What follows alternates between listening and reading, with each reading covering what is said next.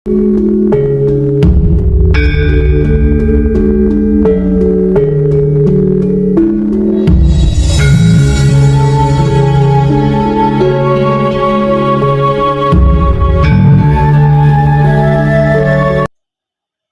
panjenengan yang baru datang, mungkin di bagian ini yang belum panjenengan ketahui.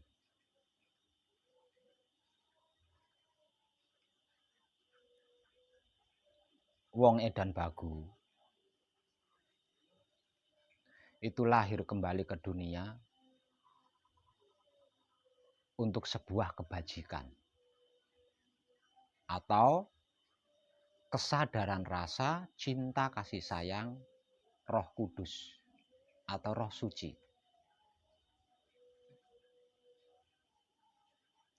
Angudi dayane sedulur papat kalimo pancer atau wahyu pancagaib yang dipraktekkan menggunakan sikap dan sifatnya wahyu pancagaib itu sendiri, yaitu wahyu pancalaku yang selama ini kita kenal sebagai iman. Sebab karena itu, selain kebajikan, selain kesadaran rasa cinta kasih sayang Roh Kudus atau Roh Suci, bagi wong Edan Bagu tidak.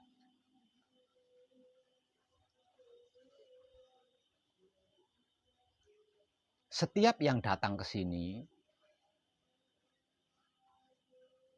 itu pasti udah capek, udah lelah kan, udah capek, sudah lelah dengan beban derita masalah dunia.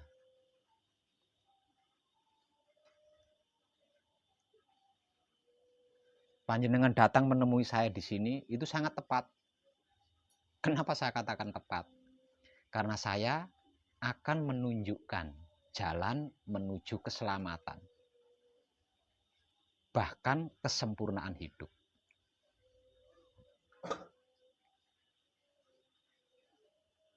Gratis.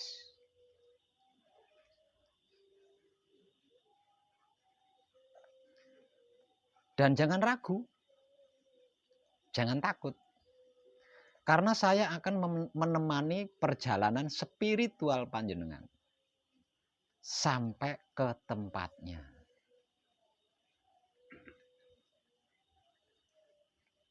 Hanya saja ada syaratnya. Apa syaratnya? Panjenengan harus bertobat. Lah bagian ini mungkin yang panjenengan belum begitu paham. Syaratnya harus bertobat.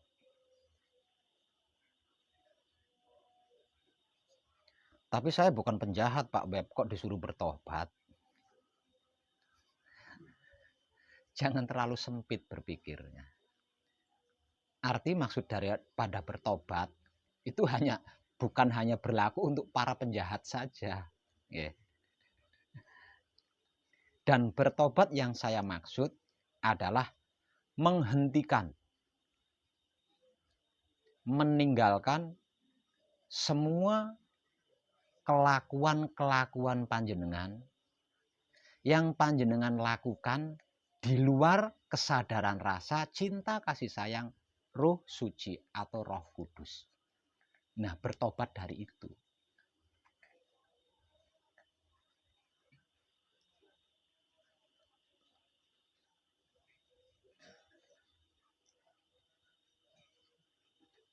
Karena hanya dengan seperti itu, hanya dengan begitu, panjenengan akan menyukai kebajikan atau kesadaran rasa cinta kasih sayang Roh Kudus atau Roh Suci. Dan mau melakukan kebajikan atau kesadaran rasa cinta kasih sayang Roh Kudus atau Roh Suci. Jadi, kalau panjenengan tidak menghentikan dan tidak meninggalkan seluruh kelakuan-kelakuan panjenengan di masa lalu sebelum nyampe di sini, yang panjenengan lakukan tanpa kesadaran rasa cinta kasih sayang Roh Kudus atau Roh Suci, panjenengan tidak akan menyukai kebajikan itu. Panjenengan tidak akan pernah bisa menyukai kebajikan, apalagi mau melakukan kebajikan. Panjenengan tidak akan pernah menyukai kesadaran rasa cinta kasih sayang Roh Suci. Dan tidak akan mau menebar kesadaran rasa cinta kasih sayang Roh Suci. Kalau panjenengan tidak mau menghentikan, tidak mau meninggalkan semua kelakuan masa lalu yang seumur hidup nyaris panjenengan lakukan tanpa kesadaran rasa cinta kasih sayang Roh Suci atau Roh Kudus. Lah, yang menjadikan panjenengan capek, lelah, ragu, takut, gagal lagi, sudah gagal, bermasalah lagi. Nah, itu akibat dari kelakuan-kelakuan yang panjenengan lakukan tanpa kesadaran rasa cinta kasih sayang Roh Suci atau Roh Kudus. Apapun kelakuan panjenengan, apalagi kalau itu kelakuan yang luar biasa. Kelakuan sederhana, kelakuan sepele saja, kalau itu panjenengan lakukan dengan kesadaran rasa cinta kasih sayang Roh Kudus atau Roh Suci,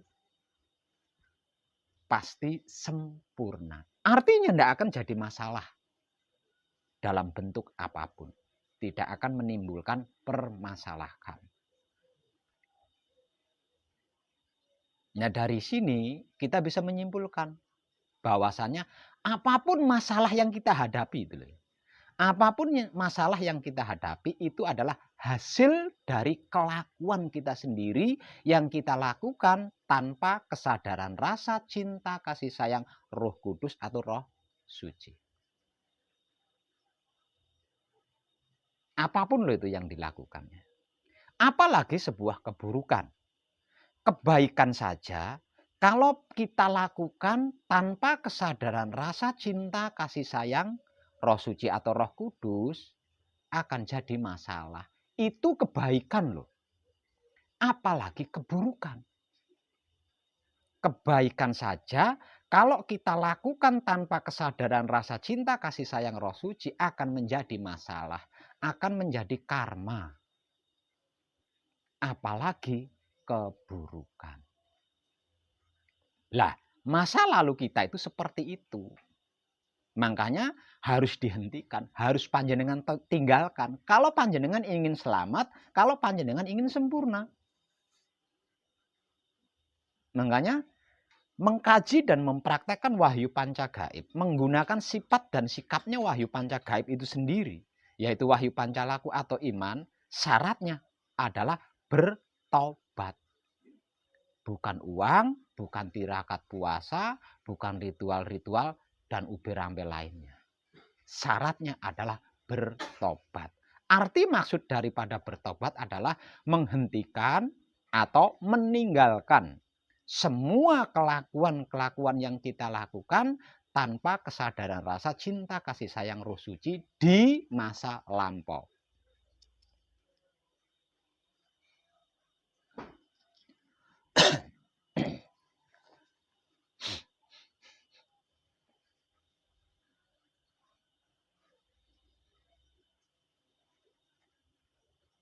Nah, setelah menghentikan dan meninggalkan semua kelakuan-kelakuan yang kita lakukan tanpa kesadaran rasa cinta kasih sayang Roh Suci, kemudian memulai lagi kelakuan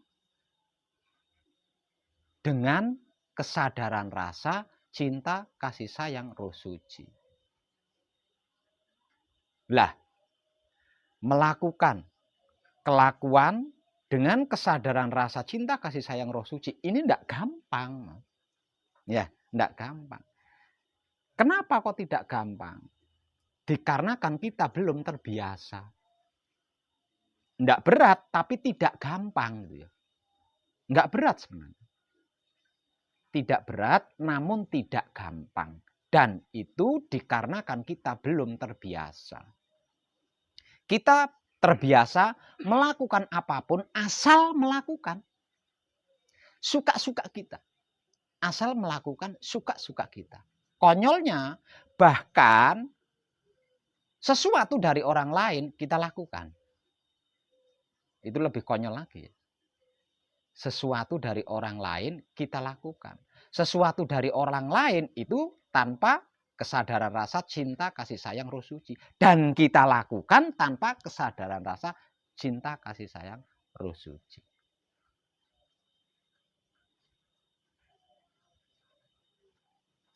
Bukti daripada kebaikan yang kita lakukan kok jadi masalah, kok jadi karma itu di mana?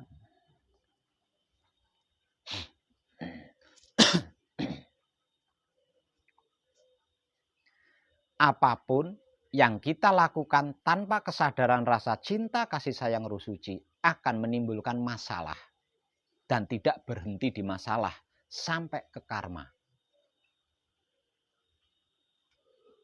Dengan begitu, apapun yang kita lakukan itu akan selalu mengadili kita.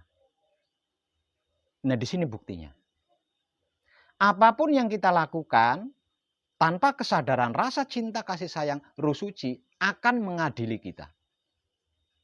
Bukti mengadilinya di mana? Jangankan sesuatu yang buruk, sesuatu yang baik saja jika kita lakukan tanpa kesadaran rasa cinta, kasih sayang, roh suci, kita akan diadili oleh kebaikan yang kita lakukan.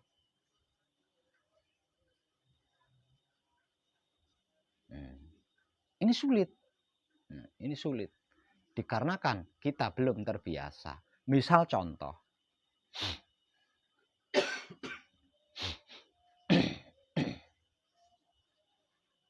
Kita punya saudara sedang bermasalah utang.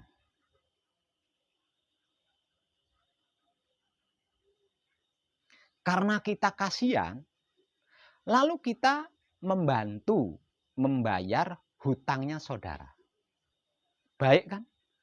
Sangat baik.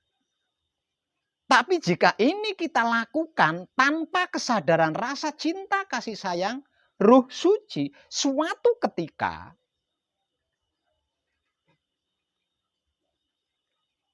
saudara kita yang tadinya punya utang itu, yang utangnya kita lunasi itu, lewat di jalan dan kita sapa.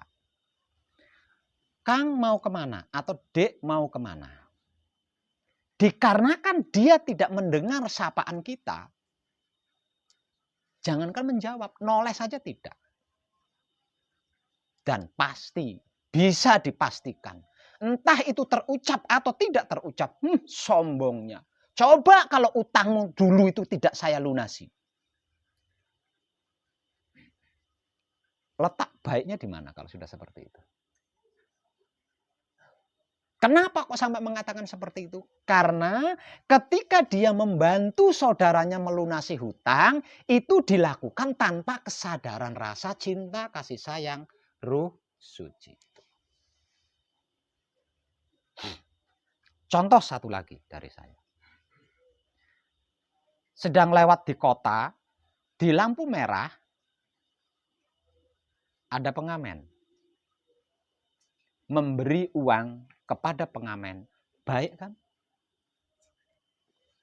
Namun jika ini dilakukan tanpa kesadaran rasa cinta, kasih sayang, roh suci, ngambil dompet, mencari uang nominal terkecil. Ya. Begitu ngambil dompet, yang dicari nominal uang yang terkecil.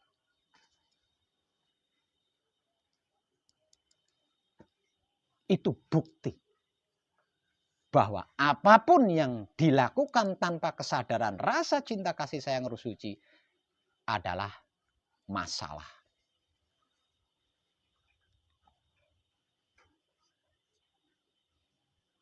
Kenapa? Karena apapun yang kita lakukan sudah pasti ada muatannya. Kalau bukan ego ya pamrih, kalau bukan pamrih ya arogan. Apapun yang kita lakukan, mau baik mau buruk, pasti ada ego di dalamnya, pasti ada pamrih di dalamnya, pasti ada arogan di dalamnya. Jika kita lakukan tanpa kesadaran rasa, cinta, kasih sayang, Roh Suci atau Roh Kudus. Lah, kita harus berhenti dari hal ini. Baru bisa mengkaji dan mempraktekkan wahyu pancagaib. Jika tidak bisa. Tidak bisa. Kenapa tidak bisa? Karena wahyu pancagaib adalah manunggaling kawula Gusti. Lah, manunggaling kawula Gusti, kalau sudah manunggal, ini adalah Roh Suci atau Roh Kudus. Disebut sebagai sedulur papat kalimo pancer karena belum manunggal. Nah, kalau mereka sudah manunggal, tersebut Roh Kudus atau Roh Suci atau hidup.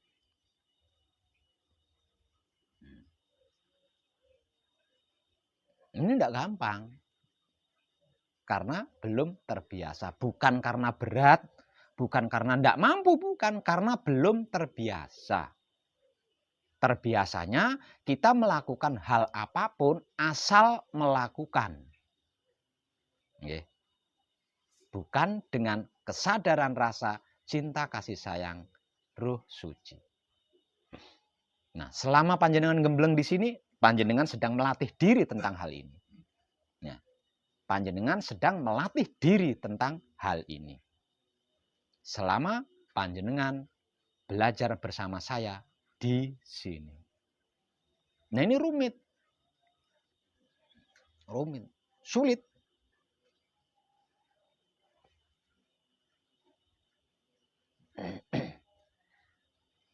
Kerumitannya, kesulitannya. Sore tadi saya barusan menyaksikan. Kesulitannya, sore tadi saya baru saja menyaksikan. Panjenengan selesai melakukan patrap samadhi, bekas duduk panjenengan ditinggalkan begitu saja. Nah, itu baru saja saya. Sulit kan?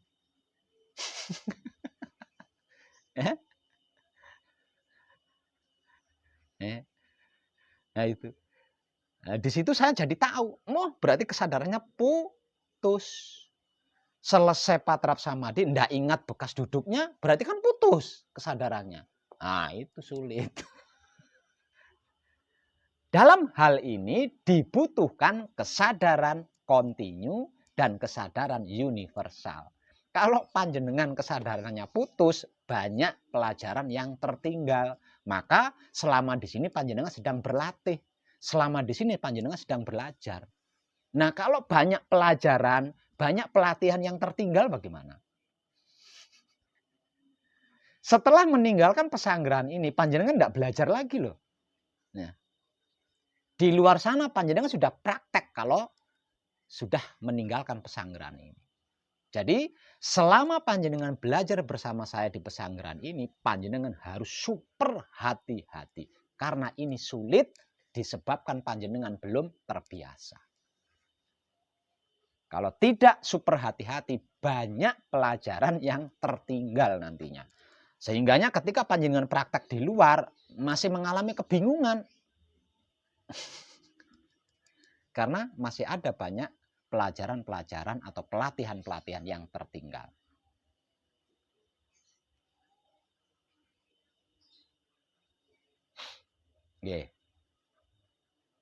Nah, pelatihan ini dimulai ketika panjenengan bangun dari tidur hingga tidur lagi. Pelatihannya di situ.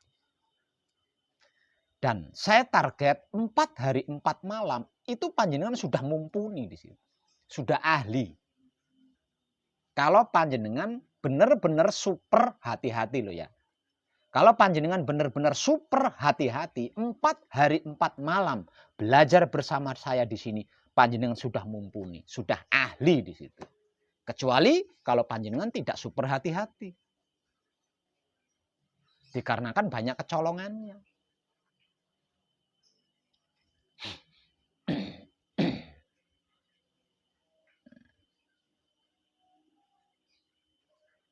Dan jangan pernah lupa, Yang menentukan patrapnya panjenengan adalah diam ketika bersamadi. Sedangkan yang menentukan laku panjenengan di luar patrap samadi adalah menebar kesadaran rasa cinta kasih sayang Roh Kudus kepada siapapun dan apapun. Dengan cara menikmati rasanya kelakuan yang kita lakukan dengan kesadaran cinta kasih sayang Roh Suci.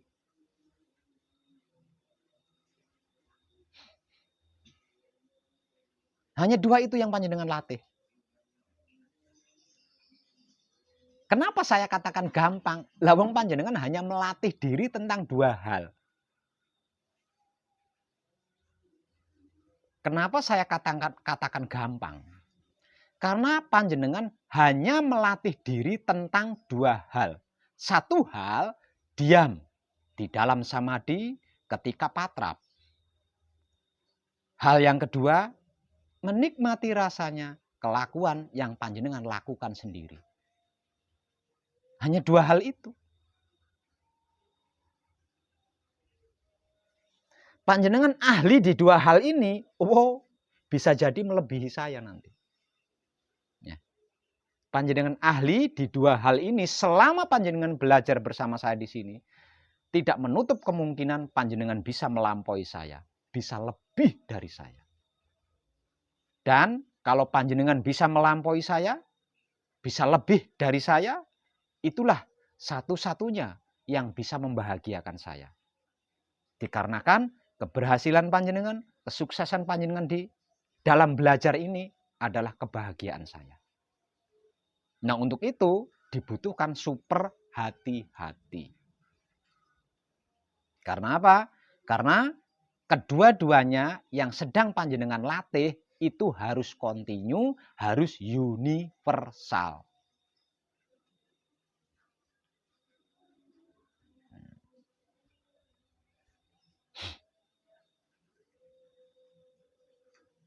Jadi jangan sampai terulang lagi ya. Ketika panjenengan patrap samadi ditentukan oleh diam di dalam kesadaran yang terjaga kan. Artinya kesadaran yang kontinu. Nah, untuk mendapatkan kesadaran kontinu ini dibutuhkan waktu bermenit-menit untuk bersamadi kan. Kenapa setelah selesai samadi kok panjenengan putus sendiri? Nggak ingat. Lemek samadi mau nggak ingat. Berarti kan panjenengan putus sendiri tuh kesadarannya. Harusnya selesai bersamadi, kesadaran ini tadi tetap terbawa, tetap dibawa.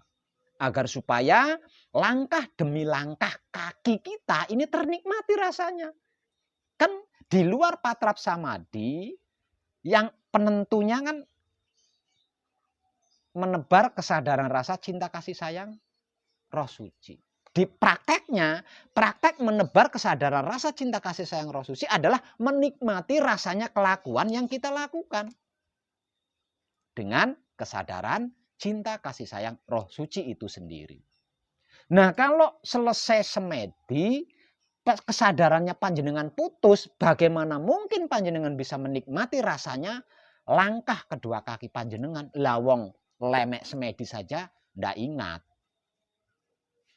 Ayo, kira-kira gitu enggak? Kira-kira gitu enggak?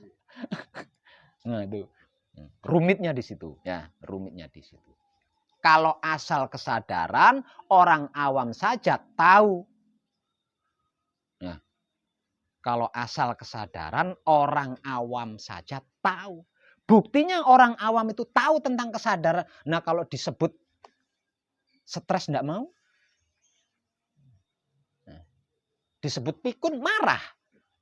Berarti kan dia tahu kesadaran tuh. Stres kamu, pikun kamu, marah itu bisa berkelahi itu. Coba aja orang awam kamu panjenengan tuding, kamu stres ya, kamu pikun ya, dijak gelut sampean. Artinya orang awam saja tahu. Dan kesadaran yang kita bahas di sini adalah kesadaran yang kontinu, kesadaran yang universal. Kenapa kita membutuhkan kesadaran yang kontinu, kesadaran yang universal? Kesadaran kontinu, kesadaran universal, inilah yang disebut-sebut sebagai kesadaran Tuhan. Atau kesadaran murni, atau kesadaran tertinggi. Maka di dalam pelatihannya tidak gampang. Tidak gampang. Dibutuhkan kejelian, dibutuhkan kehati-hatian. Segerak-geraknya tubuh kita perhatikan. Karena hanya dengan memperhatikan segerak-geraknya tubuh kita bisa menikmati rasanya. Gitu.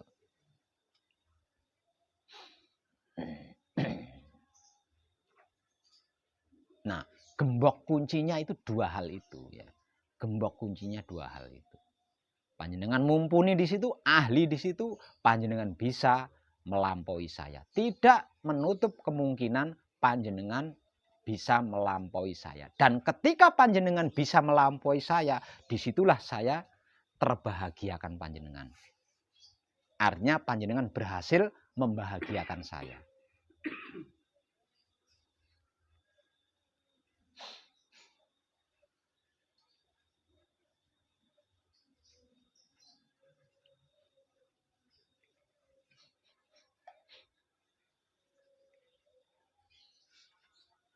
Dan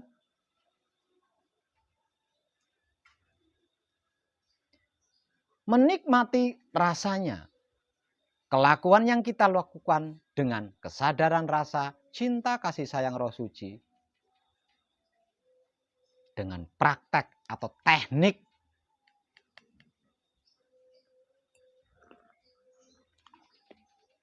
Itulah yang dimaksud kebajikan. Itulah yang dimaksud kebajikan. Kelakuan apapun yang kita lakukan dengan kesadaran rasa cinta kasih sayang Roh Suci, itulah kebajikan. Karena apapun yang tersentuh atau bersentuhan dengan kelakuan yang kita lakukan dengan kesadaran rasa cinta kasih sayang Roh Suci ini akan tersempurnakan. Tidak ada satupun makhluk yang tidak merindukan kesempurnaan. Tidak ada satupun makhluk yang tidak butuh kesempurnaan. Dan ketika kita berhasil memberikan kesempurnaan kepada sesuatu, itulah kebajikan.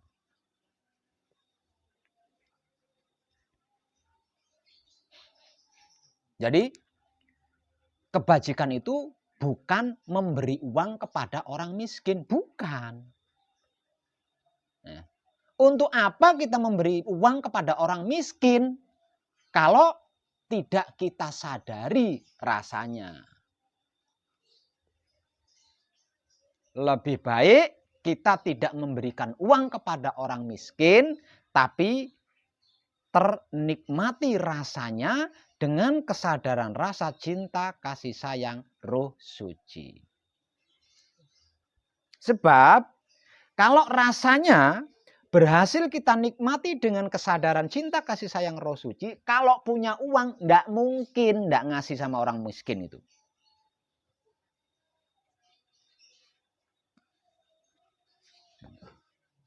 Nah sebenarnya praktek ini sederhana sekali gitu loh. Praktek ini sebenarnya sederhana sekali. Dan itu mudah, ringan. Namun dikarenakan kita belum terbiasa, seakan-akan rumit banget ya. Kenapa? Karena pergerakan sekecil apapun, pergerakan sesepele apapun, rasanya harus berhasil kita nikmati dengan kesadaran. Jika tidak, di sela itulah karma akan menyentuh jiwa panjenengan.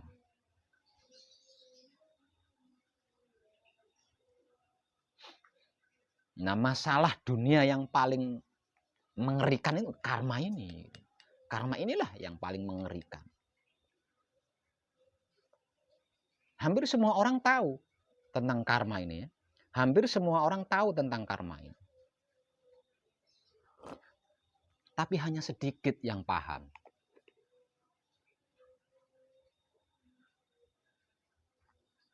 Nah, kalau semua orang yang mengetahui karma paham, pasti bertobat. Ya. Kalau semua orang yang mengetahui karma, paham apa dan bagaimana itu karma, pasti dia akan bertobat.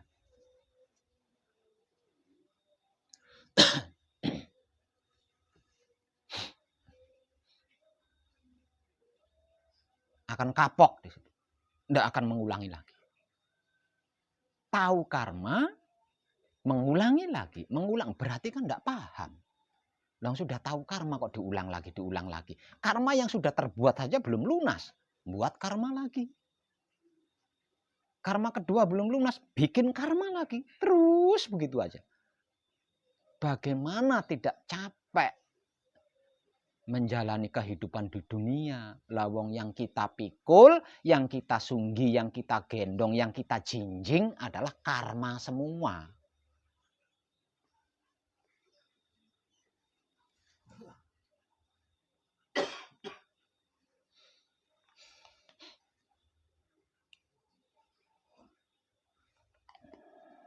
Agar supaya apapun yang terjadi di dalam kelakuan kita tersempurnakan, tidak menjadi karma, maka apapun itu nikmatilah rasanya dengan kesadaran cinta kasih sayang Roh Suci atau hidup atau Roh Kudus. Sebab hanya dengan begitu apapun itu akan tersempurnakan. Kembali kepada asal usul sangkan paraning dumadi.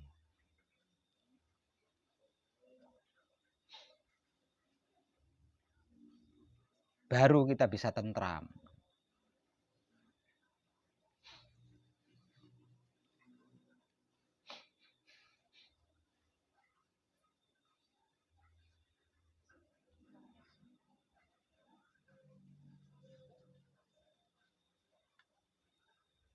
Kalau tidak, selamanya panjenengan akan capek. Kan letih di situ, lelah. Lah apapun yang kita lakukan masalah. Apapun yang kita lakukan itu masalah. Buktinya apa kalau apapun yang kita lakukan itu masalah? Lah kepikiran. Apapun yang kita lakukan itu lo kepikiran. Apa enggak masalah tuh?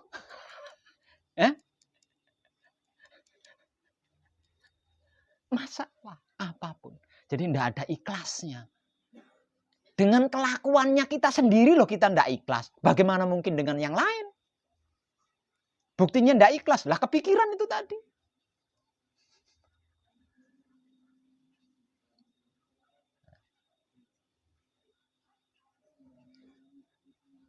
Nah, untuk keluar dari belenggu itu, kita harus mengkontinyukan kesadaran dan menguniversalkan kesadaran.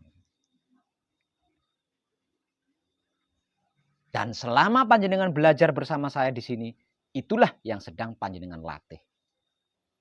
Dan saya ingin panjenengan harus mumpuni, harus ahli di dua hal tersebut.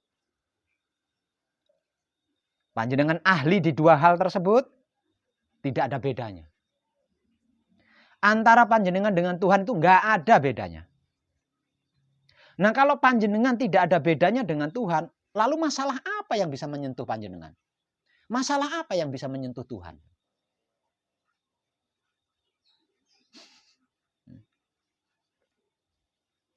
Sesungguhnya aku adalah batinnya manusia. Dan manusia itu adalah wujud dohir kenyataanku. Firman ini harus panjenengan buktikan. Firman itu harus panjenengan buktikan. Kalau panjenengan ingin selamat, kalau panjenengan ingin sempurna. Nah kalau panjenengan tidak menggenapi firman tersebut, bagaimana bisa selamat? Jauh lagi dengan namanya sempurna. Lawang isinya masalah.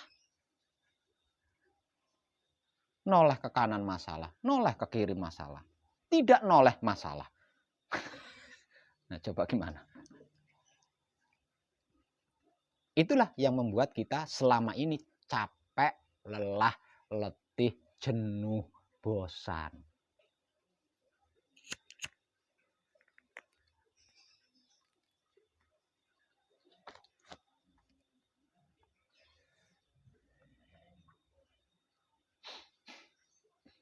Jadi untuk itu siapapun yang ingin selamat kehidupannya di dunia, siapapun yang ingin tersempurnakan wujud jiwanya,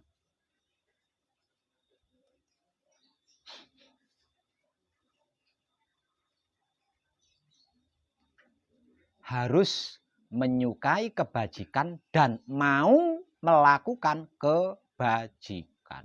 Jika tidak bisa.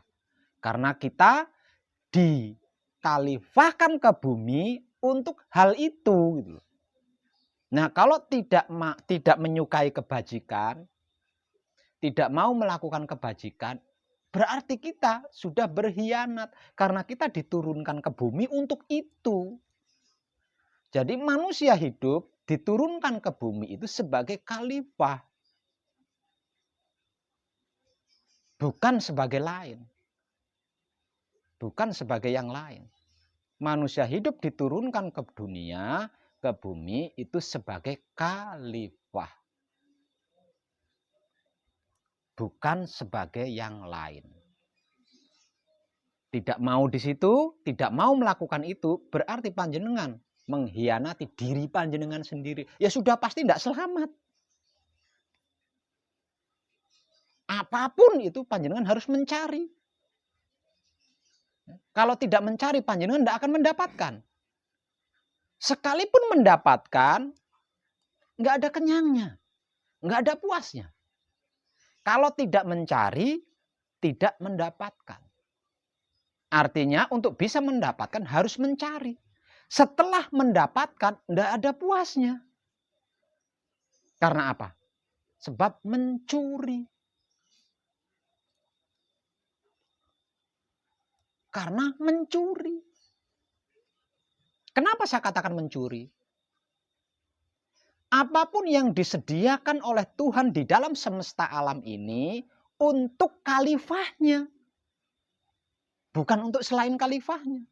Artinya selain khalifah Tuhan tidak punya hak tentang apapun di dunia ini. Makanya apapun yang berhasil disentuh tidak memuaskan. Lawang mencuri. Bukan haknya.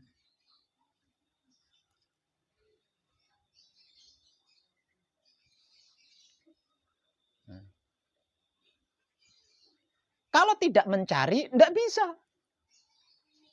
Merokok itu tidak bisa kalau tidak mencari. Kalau tidak mencari, makan itu tidak bisa. Kalau tidak mencari. Jadi untuk bisa makan, untuk bisa ngerokok, dan lain-lainnya, itu harus mencari. Kalau sudah mencari, ngerokok satu pabrik aja tidak puas-puas itu. Seperti saya ini. Karena apa? Mencuri. Karena mencuri. Dikatakan mencuri sebab semua yang ada di alam semesta ini diperuntukkan bagi khalifahnya untuk dijaga, dirawat, dilindungi, dan disempurnakan.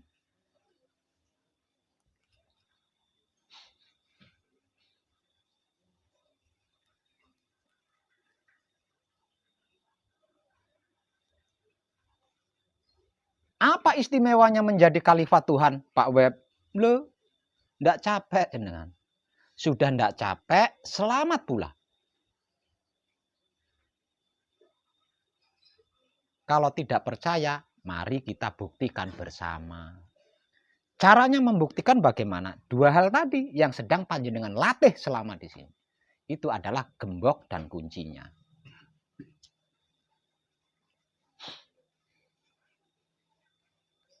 Panjenengan ahli di situ, tidak ada satupun masalah yang bisa menyentuh panjenengan. Kecuali kalau kesadaran panjenengan putus. Nah, ketika kesadaran panjenengan putus, disitulah panjenengan bisa disentuh masalah.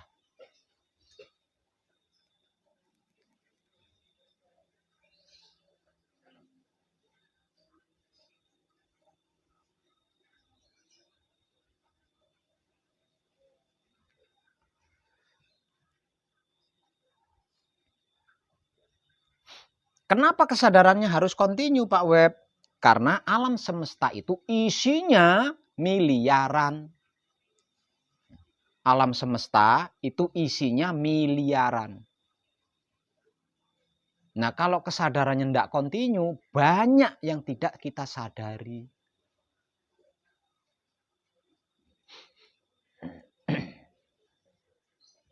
Kenapa kesadarannya harus universal, Pak Beb? Sebab alam semesta itu isinya miliaran. Nah, kalau kesadarannya tidak universal, panjenengan akan menghakimi. Akan menilai, membuli, mengfitnah, dikit-dikit dendam, benci, nyari-nyari kesalahan orang lain. Padahal alam semesta seisinya itu adalah gambaran perwujudan Tuhan. Nah, kalau panjenengan kesadarannya tidak universal, panjenengan akan milih-milih, oh ini baik, oh ini buruk.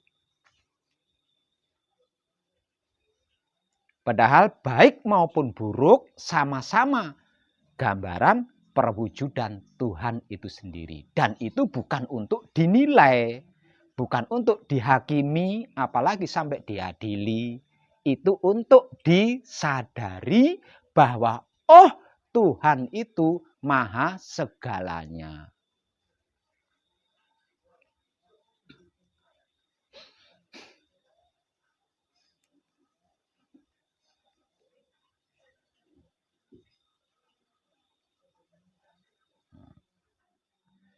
Jadi selama ini yang